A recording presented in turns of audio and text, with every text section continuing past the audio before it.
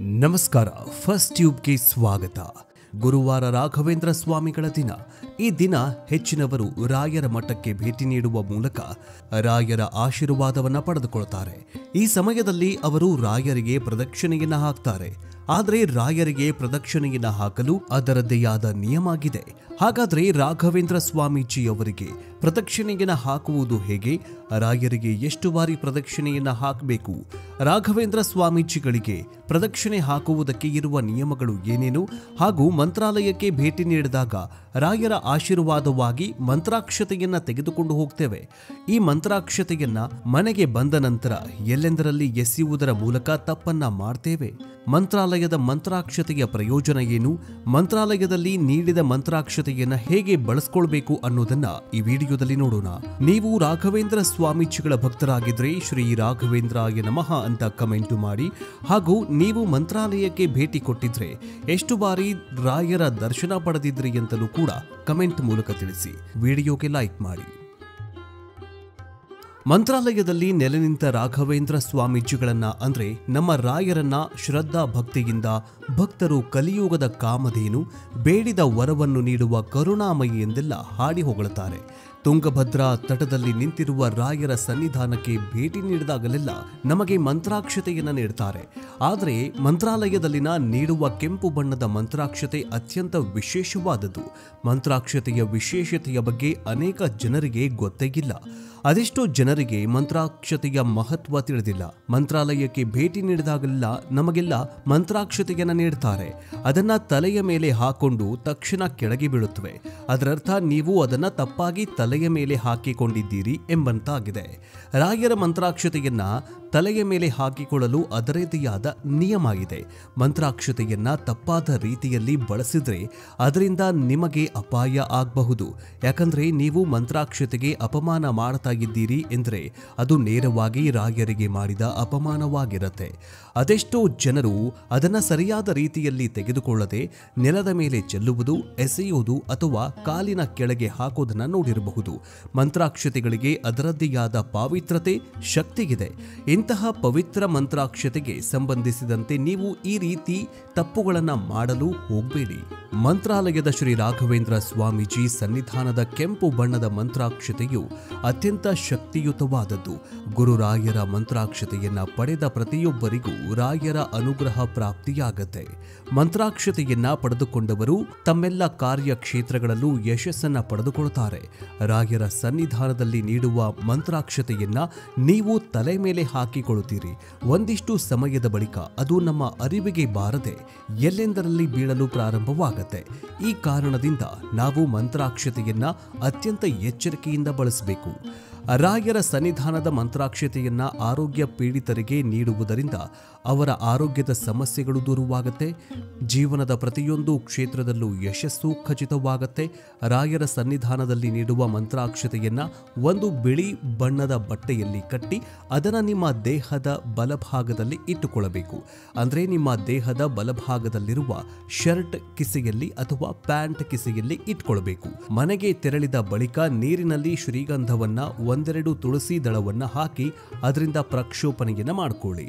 ನಂತರ ಬಿಳಿ ಬಣ್ಣದ ಬಟ್ಟೆಯಲ್ಲಿ ತೆಗೆದುಕೊಂಡು ಬಂದ ಮಂತ್ರಾಕ್ಷತೆಯಲ್ಲಿ ಒಂದೆರಡು ಮಂತ್ರಾಕ್ಷತೆಯನ್ನ ತಲೆ ಮೇಲೆ ಹಾಕೊಳ್ಳಿ.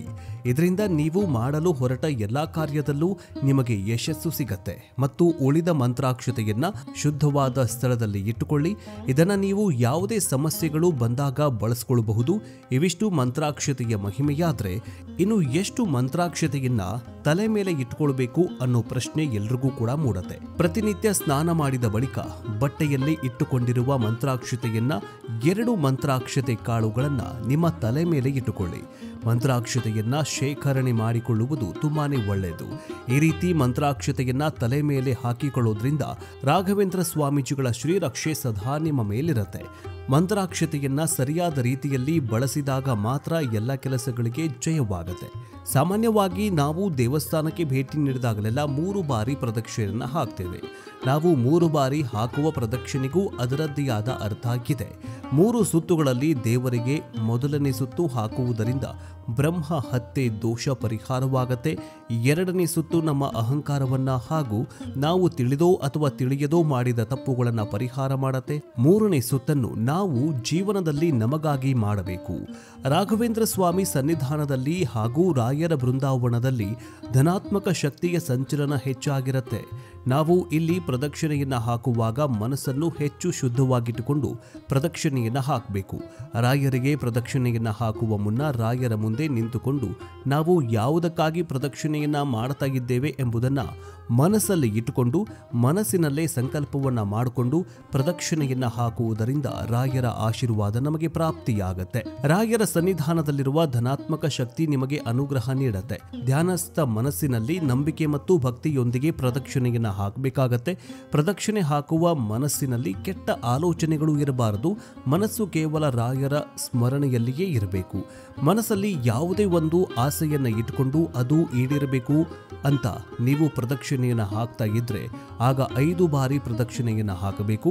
ಸಂತಾನ ಭಾಗ್ಯವನ್ನು ಪಡೆದುಕೊಳ್ಳಲು ಬಯಸುವವರು ರಾಯರಿಗೆ 9 ಬಾರಿ ಪ್ರದಕ್ಷಿಣೆಯನ್ನು ಅಂದರೆ 9 ಸುತ್ತು ಪ್ರದಕ್ಷಿಣೆಯನ್ನು ಹಾಕಬೇಕು.